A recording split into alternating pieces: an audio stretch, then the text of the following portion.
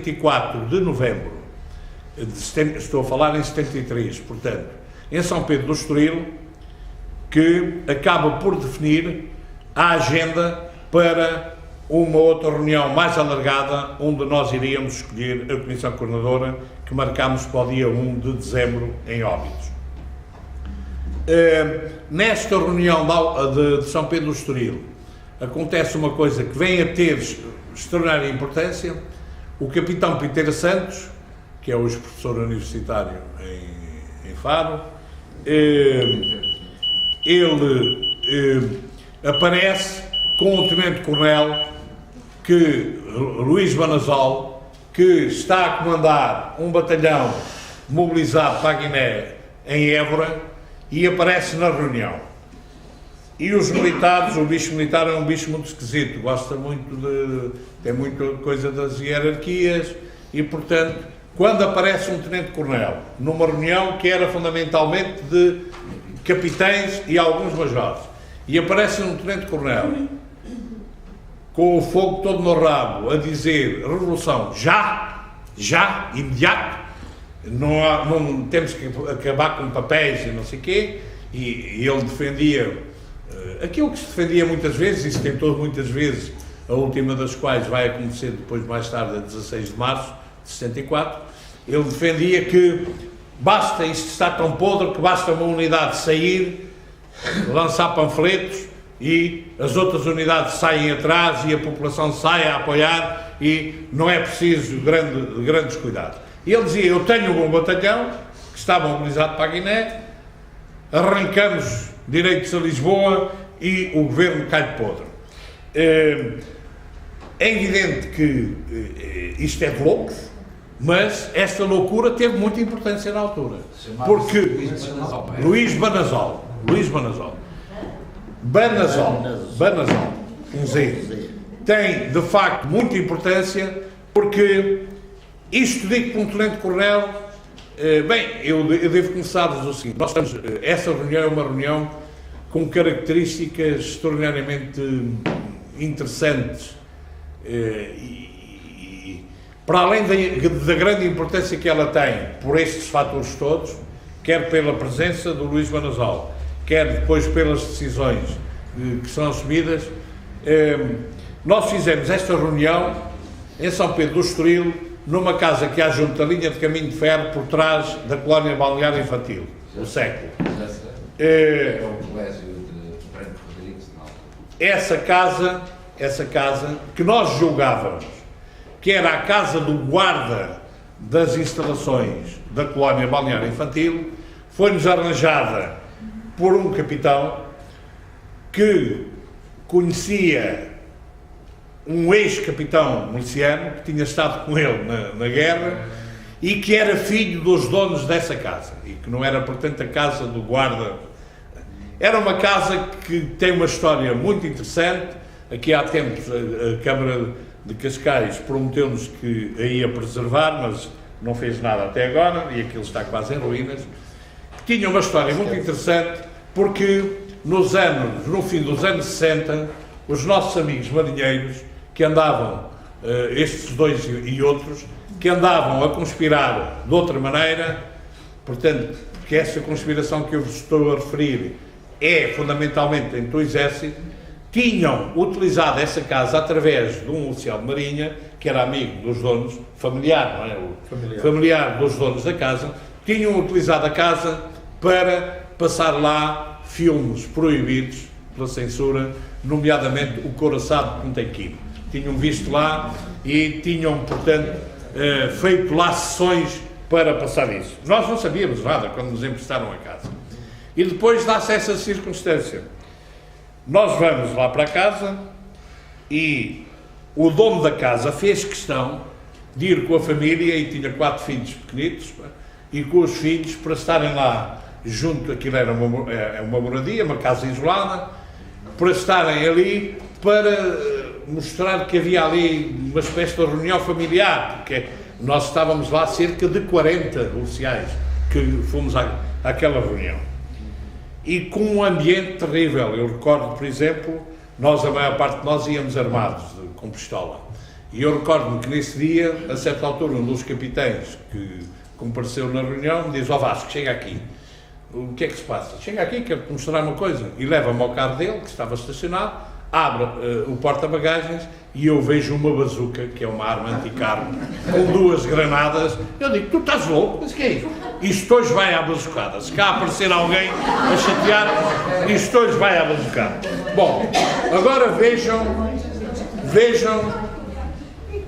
com este ambiente, que a certa altura o Luís Banazol lança, de facto, um ambiente terrível, extraordinariamente apaixonado dentro da sala, de tal maneira que eu, que estava a moderar a reunião, fiz um intervalo e depois no intervalo comentava com o outro capitão, com o Luís Macedo, capitão de engenharia: tu já viste isto? Eu ando há não sei quantas vezes eu já disse que temos que avançar rapidamente para o golpe militar. Ninguém me ouve, porque sou capitão. Este tipo chega aqui, ninguém o conhece, só porque é tenente-coronel, diz exatamente a mesma coisa e está toda a malta aqui já pronto a sair por aí fora a pegarem armas, com entusiasmo bestial. Bem, e então reparem o que é que se estava a passar, sem nós fazermos a mínima ideia. Nós vimos, isto que eu vos vou contar agora, viemos a descobri-lo passados 20 anos, quando fizemos a comemoração dos 20 anos daquela reunião, 25, quando fizemos a comemoração dos 25 anos daquela reunião, e fomos convencidos, contactar a Colónia Balneária Infantil, convencidos que aquilo era as instalações do guarda, é que não, isso é de uma família não sei quem. Fomos, depois os marinheiros lá nos indicaram. Bem, e então conhecemos a história da casa, além desta faceta de eles lá terem passado filmes proibidos. Aquilo a senhora era uma senhora extraordinariamente conservadora, extraordinariamente religiosa, que conseguiu, inclusivamente, que na casa o bispo tinha lá uma capela, no resto do chão, e que o bispo autorizasse, nos anos 20 ou 30, autorizasse a dar-se missa lá. E, portanto, era preciso autorização especial do bispo para lá dar missa, até aos anos 60, em que a senhora chegou à conclusão que os filhos não mereciam ter uma casa onde se dissesse missa porque eram revolucionários, e então pediu ao bispo para anular a autorização para dizer missa. Bem, os filhos eram este que nos arranjou a casa e uma filha que tinha sido presa, pertencia à Luar, e tinha sido presa no dia 22 de novembro. Nós estamos a 24 de novembro, portanto a nossa reunião é no dia 24 de novembro. Quando o Paulo Inácio é preso, no dia 22 de novembro, a senhora, na sequência disso, é presa também. E está na PIDE em Caxias, não sei se está em Caxias, está aqui no António Maria Cardoso, a ser ouvida e torturada, porque a PIDE tinha informações que ela tinha, a missão dela tinha sido de esconder armamento e explosivo da Luar. E então está a senhora a ser torturada para dizer onde é que tinha escondido o armamento e os explosivos. E onde é que ela os tinha tido, em determinada altura, naquela casa onde nós estávamos. Portanto, a senhora portou-se com muita galhardia e valentia, não disse nada. Agora, vejam o que era, ela ter dito que era naquela casa, e a PIDE ter ido à casa, lá, naquele dia, e deparar-se connosco. Provavelmente tudo teria sido diferente, porque eu não tenho dúvida nenhuma de que eles provavelmente levariam 3, 4, 5 pessoas no máximo, e eram no mínimo abatidos por nós. Eu não tenho dúvida nenhuma que naquele ambiente, se nos aparece lá tipos da PIDE, a malta pegava nas armas que tinha e com a experiência que tinha e com a bazucada e tudo, mas naquele dia havia de ser bonito, de facto. Felizmente não se passou nada, nós viemos a saber isso passados 25 anos. Bom, o que é facto é que nessa reunião nós definimos a agenda para a reunião para Óbidos. E na reunião para Óbidos nós, importa-se voltar para trás, portanto, nós definimos que, primeiro, havia que definir que tipo de ações devíamos fazer. E aí Portanto, a primeira questão era que tipo de ações, e pusemos 3 hipóteses. Conquista do poder para, com uma junta militar, criar no país as condições que possibilitem uma verdadeira expressão nacional, democratização. O termo está, eu não sei se nós não conseguimos arranjar, aqui há tempos, nos 30 anos da Câmara de Óbidos, nós fizemos lá uma evocação desta reunião, depois em Óbidos, e eles fizeram uma publicação pequenina em que transcrevem os meus apontamentos com isto, e lá está, portanto, escrito naquela altura, o termo democratização. Segunda hipótese, legitimação através de eleições, do governo através de eleições livres, devidamente fiscalizadas pelo Exército, seguintes um referendo sobre o problema do ultramar. Terceira hipótese, continuar com as reivindicações para pressionar o governo e, portanto, levá-lo à aceitação da segunda hipótese, que é das eleições livres. Depois, segunda questão, devemos alargar ou não o problema que andamos a tratar à Armada e à Força Aérea. E já tínhamos contactos, já tinham estado elementos da Armada em algumas reuniões nossas, estavam lá também elementos da Armada a assistir àquela reunião. A Força Aérea, tínhamos contactos com eles, nomeadamente através dos paraquedistas, que, sendo uma força que era oriunda do Exército, estava sob o comando da Força Aérea. Terceira questão, devemos ou não escolher chefes militares?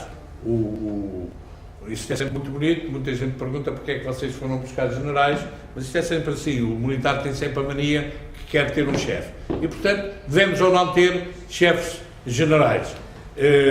Era a terceira questão. Se sim, quem? Quarta questão, que comissão coordenadora, que estrutura para o MFA a seguir? Portanto, temos que eleger uma comissão coordenadora, como é que ela deve ser composta, e temos que a eleger. No dia 1 de dezembro, em Óbidos, fazemos, de facto, aquela que vem a ser a segunda grande reunião da conspiração. Nós, durante a conspiração, fizemos 3 reuniões que podemos considerar como que 3 plenários, entre aspas, do movimento. A primeira é a de 9 de setembro em Alcáçovas, onde cada um, apesar de haver alguns que representavam outros, mas a maioria representava-se a si próprio.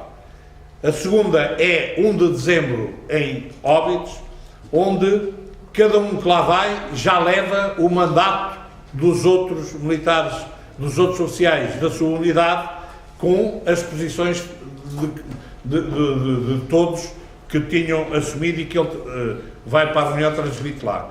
Nesta reunião em Óbidos, nós comparecemos à volta de 180 oficiais, não tenho presente exatamente o número, mas anda à volta disso, mas estavam representados 400 e tal oficiais. Portanto, os delegados que compareceram à reunião de Óbidos levam delegação de cerca de 400 e tal oficiais.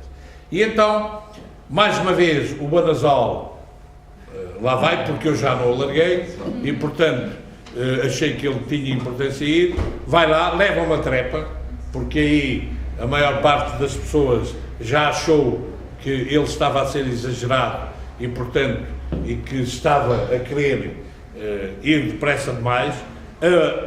As posições dele não são aceites, mas têm importância, porque volta a agitar, e de que maneira, aquela reunião.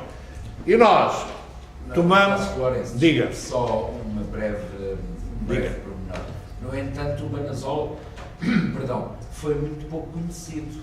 Sim, mas isso Já ele ainda escreveu 4 livros a seguir ao 25 de Abril, mas eu depois já posso falar a seguir, já lá chego também. Portanto, é aprovada a primeira questão, qual das hipóteses? Aquilo deu origem a uma discussão muito grande, contaram-se os votos, e a hipótese C, que é a continuação das reivindicações, tem maioria dos votos.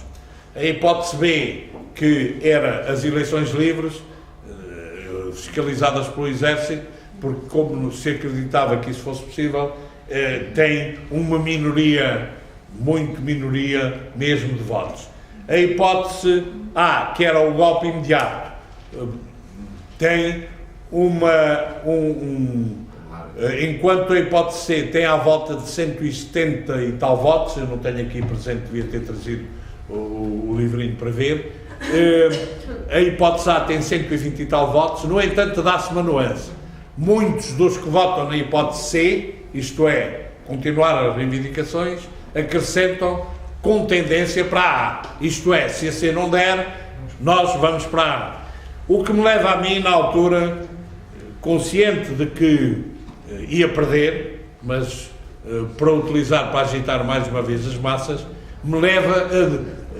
Eu fui o moderador e no fim faço as contas e disse: meus senhores, ganhou a hipótese A, porque juntando os votos da hipótese A mais os votos da hipótese C com tendência para A, tem mais votos do que a hipótese C e portanto ganhou a hipótese A.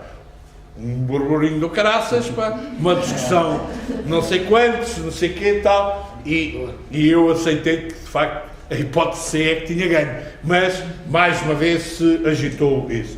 Depois decide-se estender de facto o movimento à Armada e à Força Aérea, decide-se que sim senhor, vamos convidar generais para esfiar o movimento e são apontados fundamentalmente 3 nomes. O Costa Gomes, apontado da ordem dos 8 votos para 1, portanto, esmagadora maioria, o Costa Gomes. O Spínola, da ordem, portanto, entre o Costa Gomes e o Spínola, que é o segundo, claramente também apontado, de facto, a correspondência é 7, 8 votos para 1. Depois, o Cousa da Arriaga é apontado pelos paraquedistas, só por eles, ficou, portanto, o que lançou, na altura, uma confusão muito grave e ia provocando a corrida em osso aos paraquedistas, porque, de facto, o Cousa da Arriaga era visto já como um tipo fascista e, por isso mesmo, foi complicado, a situação foi complicada, mas foi ultrapassada. Depois foi decidido nomear uma comissão coordenadora, e a comissão coordenadora que se decidiu nomear foi: cada arma em serviço nomeia 3 oficiais, um oficial superior, um representante, um que seja da escola prática respectiva e um capitão, ou subalterno. Tem que ser da área de Lisboa, porque para efeitos de eficiência não se pode estar a nomear uma comissão coordenadora com malta do Porto, etc., ou do Algarve, etc. E, portanto, são nomeados, é nomeada a comissão coordenadora, que fica com 23 elementos, porque o serviço de material acabou por não nunca indicou mais do que um dos seus 3 elementos. Portanto, e o Estado-Maior também só 1. E incluindo 3 paraquedistas que, apesar daquela cena com os... por causa do Cousa, nós achámos que deviam ficar. Portanto, houve depois necessidade logo de alguns arranjos, por exemplo, o Hugo de Santos, porque estava mobilizado, foi substituído pelo Vítor Alves, que era o do Estado-Maior, que avançou para a Infantaria e, portanto, para o Estado-Maior avançou o Mota. Depois houve necessidade de algumas alterações. O Manuel Monge, que ainda estava na Guiné, foi substituído pelo Saraiva.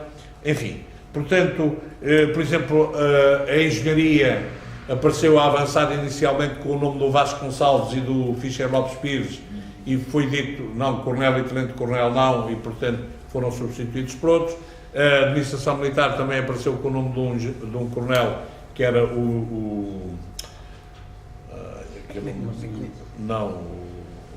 era o nome, Marcelino Marques, o Marcelino Marques, que também foi substituído porque era coronel, e portanto esta é a primeira, é onde é definida a Comissão Coordenadora que vai, em termos do Exército, que vai até ao 25 de Abril. Depois,